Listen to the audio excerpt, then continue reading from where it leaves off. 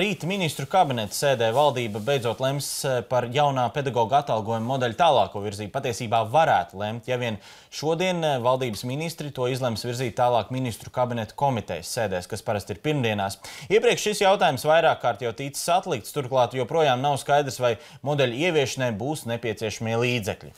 Un mums studijā šobrīd pievienojusies Izglītības un zinātnes ministre Mārīte Sēle. Labrīt! Labrīt! Jā, tātad Latvijas Izglītības un zinātnes darbinieku arotbiedrība ir uzsvērusi, ka, ja netiks ņemta vērā tās iesniegtie priekšlikumi modeļu izveidē, tad arotbiedrība neatbalstīs modeli. Vai šobrīd ir panākta vienošanās ar arotbiedrību un šie problēma jautājumi ir atrisināti, ir savstarpēji sapratni? Galvenais iebildums no arotbiedrības šobrīd, uz ko arotbiedrība uzstāja, ir grafika pievienošana pedagogu atalgojuma modelim, kādu mēs to grasāmies virzīt valdībā šobrīd, kas nozīmē iezīmēt ne tikai, piemēram, nākamajam gadam paredzētos finanšu līdzekļus, bet vēl arī vairākiem gadiem uz priekšu. Respektīvi, lai skolotāji zina, ka algas augs arī nākotnē. Tieši tā. Un tad šis problēma jautājums ir atrisināts? Šis jautājums, kā vairāki citi, tiks skatīts šodien ministru kabineta komitejā, lai valdība kopā jau lemtu par to, kurus no priekšlikumiem ietvert tālāk virzībai un kurus atlikt varbūt vēlākam laikam.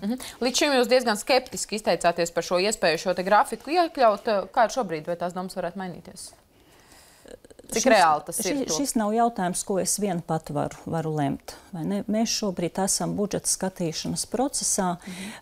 Izglītības iestādes attiecās ne tikai uz Izglītības un zinātnes ministriju, ir arī Zemkopības ministrijas, Tieslietu, Kultūras ministrijas pakļautības iestādes. Tas ir patiesi visā valdībā lemjams lēmums, gan attiecībā uz saturu, gan arī attiecībā uz finanšu ietekmi, gan nākamajā gadā, gan turpmākajos. Kāda šobrīd ir sajūta runājot ar valdības kolēģiem? Jūs esat teikusi, ka modelis ir gatavs ieviešanai. Vai šodien ministru kabineta komitejas sēdē varētu būt atbalsts, lai jau rīt to skatītu valdības sēdē? To mēs redzēsim. Šodien ministru kabineta komitejā ir pieteikušies piedalīties arī ļoti daudz sociālie partneri, kuri paudīs savu viedokli un acīm redzot valdību pieņems lēmumu par tālāko virzību, ieklausoties visos viedokļos, kas šodien arī tiks pausti ministru kabineta komitejā. Kāds ir atbalsts no ministriem pārējiem? Atbalsts ir dažāds, bet ir jāskatās kopskatā patiesi visā ministru kabinetā. Noteikti liela ietekme šajā jautājumā ir finanšu ministrijai, kurai jālem par piešķiramajiem līdzekļiem. Šobrīd finanšu ministrija izsakās atzinīgi par modeli? Kā jau vairāk kārt esmu minējusi, finanšu ministrija ir maciņu turētāja šobrīd kabinetā, bet es nevēlos nevainot specifiski finanšu ministriju, nekādu citu ministriju, jo mēs esam kā valdība kopā kontekstā ir skatāms šis jautājums. Zinām, šādu lielu jautājumu lemšanā vienmēr svarīgs ir arī politiskais atbalsts. Vēl pirms brīža mēs runājam, ka arī pašā partijā nemaz tā vienprātība tik liela nav. Kā šobrīd? Vai vienotība tiešām pilnībā atbalsta? Arī attiecībā uz modeli partijā es nevaru teikt, ka ir izteikta vienprātība. Ir daļa partijas biedru, kas atbalsta modeli, un ir daļa savukārt, kur uzskata, ka kādas tēmas tajā nav pieņemamas vai būtu risināmas savādāk. Kurš, jūsuprāt, ir tas pēdējais brīdis, kad valdībai ir jāpieņem lēmums, ka mēs šo modeli varam ieviest, lai nebūtu nokavēts tā ieviešana nākamā gada, kā ir plānots? Valdībai būtu ļoti svarīgi pieņemt lēmumu budžeta kontekstā. Es teiktu, oktobra vidus būtu pilnīgi pēdējais brīdis, jo ir jāsaprot, ka atalgojuma modelis ietekmē tālāk arī pašvaldību budžeta plānošanas un pašvaldību lēmumus par skolu tīkla attīstību. Līdz ar to arī pašvaldībām jau šobrīd plānojot budžetu nākamajam gadiem ļoti svarīgi zināt, kas notiek. Un noteikti jārunā arī par kādu citu tēmu, kas ir ļoti saistīta ar arī jauno atalgojuma modeli. Tas ir par skolu tīkla reorganizāciju. Daudz ir satraukusi informācija, ka to veicot un tiks noteikts tātad minimālais skolēnu skaits klasē, un jau pēc gada varētu tikt slēgts pat 80 vidusskolas. Kāda tad būs šie pamata kritēriji, lai cilvēki varētu zināt, arī noteikti daudz no laukiem skatās, uz kuru pamatu tiks lemts par skolu slēgšanu un tīkla reorganizāciju? Tātad, pirmkārt, skolotāja atalgojuma modelim nav tieši saiknes ar šo izskanējušo informāciju par 10. klases atvēršanas kritērijiem. Jau no šī gada sākuma Izglītības zinātnes ministrija sadarbībā ar citiem partneriem strādā pie šo kritēriju strādes, un šobrīd ir sagatavots ministru kabineta noteikumu projekts, kurš tiks virzīts tuvākā mēneša laikā uz ministru kabinetu par to, ka ir jānosaka 10. klasē atvēršanas kritērija, kur būtu 12 bērni novadu skolās 10. klasē un attiecīgi tālāk 18-22 lielākās pilsētās. Un vēlos vērst uzmanību, ka jau šobrīd apmēram 30 Latvijas skolās aizvadītajā mācību gadā 10. klasē nemācījās neviens skolēns. Un 11 šādas skolas atradās Rīgā. Vēlos arī vērst uzmanību, ka Igaunijā 28 bērni ir tas skaits, par kuru mēs vispār runājam par vidusskolu. Līdz ar to es vēlos vērst uzmanību, ka šobrīd runājot par šo nepieciešamību, tomēr vērtēt, cik lielas vidusskolas mēs Latvijā varam atļauties, lai tur nodrošinātu arī kvalitāti. Un ar kvalitāti es domāju pirmkārt daudzveidību bērniem.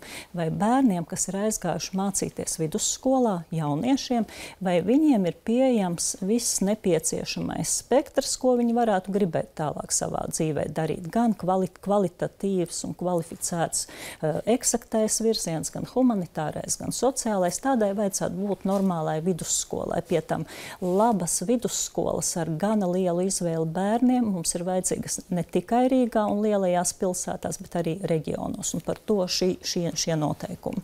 Ja mēs runājam par jauno mācību gadu, kādas būs šīs pārmaiņas skolu tīklā, kā zinām, septembris tūlīt klāt, ja salīdzinām ar iepriekšējo gadu, vai ir mainījies skolu skaits, cik sāks tādā? Salīdzinājumā ar iepriekšējo gadu ir slēgtas 4 skolas, un apmēram 20 ir mainījuši savu statusu, piemēram, vidusskola kļūstot par pamatskolu vai vairākas skolas apvienojoties. Šis ir laiks, kad daudzi augstskolu studenti uzsāks drīz studijas, ir vasaras sākumā stājušies augstskolās. Šobrīd arī mēdījos ir izskanējusi informācija, ka daudzas augstskolas nespēja piepildīt šīs budžeta vietas un veic atkārtotas uzņemšanas, un bieži vien pat mēdīji aptaujājot pasniedzējus ir secinājuši, ka bieži vien ne tie spožākie prāti tiek uzņemti šajās skolās un tiek pat veicināts tas, lai tikai viņi tur paliek iekšā, lai augstskola saņemtu šo naudu. Tas, protams, ir iemesls arī viens no iemesliem ir demografiskā situācija, kāpēc tā notiek. Kāpēc mums Latvijā ir nepieciešams tik daudz budžeta vietu šobrīd, ja augstskolas tās nespēja aizpildīt, varbūt, ka tās ir jāsamazina un šī nauda jāizmanto citiem mērķiem un skaitam jābūt atbilstošam, kā saka, demografiskajai situācijai? Pēc man pieejamās informācijas, kas ir uz šo brīdi, budžeta vietas ir grūti aizpildīt tieši eksaktajos mācību priekšmetos.